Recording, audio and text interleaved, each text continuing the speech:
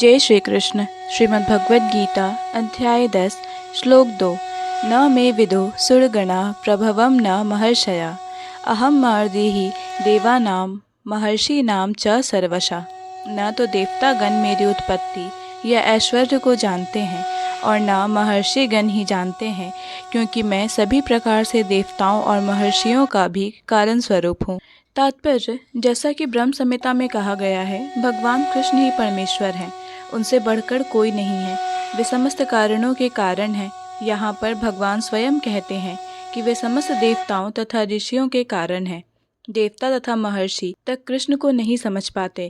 जब वे उनके नाम या उनके व्यक्तित्व को नहीं समझ पाते, तो इस शूद्र लोक के तथा कथित विद्वानों के विषय में क्या कहा जा सकता है।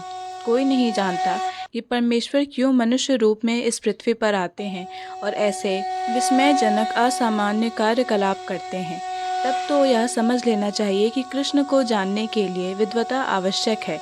बड़े बड़े देवताओं तथा ऋषियों ने मानसिक चिंतन द्वारा कृष्ण को जानने का प्रयास किया, किंतु जान नहीं पाए। श्रीमद् भागवत में भी स्पष्ट कहा गया है कि बड़े से बड़े देवता भी भगवान को नहीं जान पाते।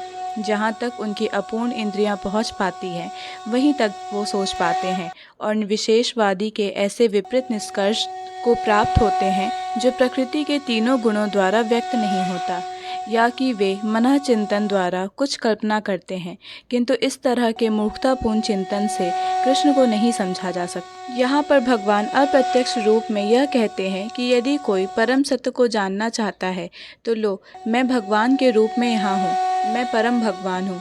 मनुष्य को चाहिए कि इसे समझे। यद्यपि अचिंत्य भगवान को साक्षात रूप में कोई नहीं जान सकता, तो भी वे विद्यमान रहते हैं। वास्तव में हम सच्चिदानंद रूप कृष्ण को तभी समझ सकते हैं जब भगवद गीता तथा श्रीमद् भागवत में उनके वचनों को पढ़ें, जो भगवान की अपराशक्ति में है। उन्हें ईश्वर की अनुभूति किसी शासन करने वाली शक्ति है या निर्विशेष ब्रह्म रूप में होती है, किंतु भगवान को जानने के लिए दिव्य स्थिति में होना आवश्यक है। क्योंकि अधिकांश लोग कृष्ण को उनके वास्तविक रूप में नहीं समझ पाते, अतः वे अपनी अहेतुकी कृपा से ऐसे चिंतकों पर दया दिखाने के लिए अवतरित होते हैं। ये चिंतक भगवान के असामान्य कार्यकलापों के होते हुए भी भौतिक शक्ति से कल्मषग्रस्त होने के कारण निर्विशेष ब्रह्म को ही सर्वश्रेष्ठ मानते हैं। केवल भक्तगण ही जो भगवान की शरण पूर्णतया ग्रहण कर चुके हैं, भगवत कृपा से समझ पाते हैं कि कृष्ण सर्वश्रेष्ठ हैं। भगवत भक्त निर्विशेष ब्रह्म की परवाह नहीं करते।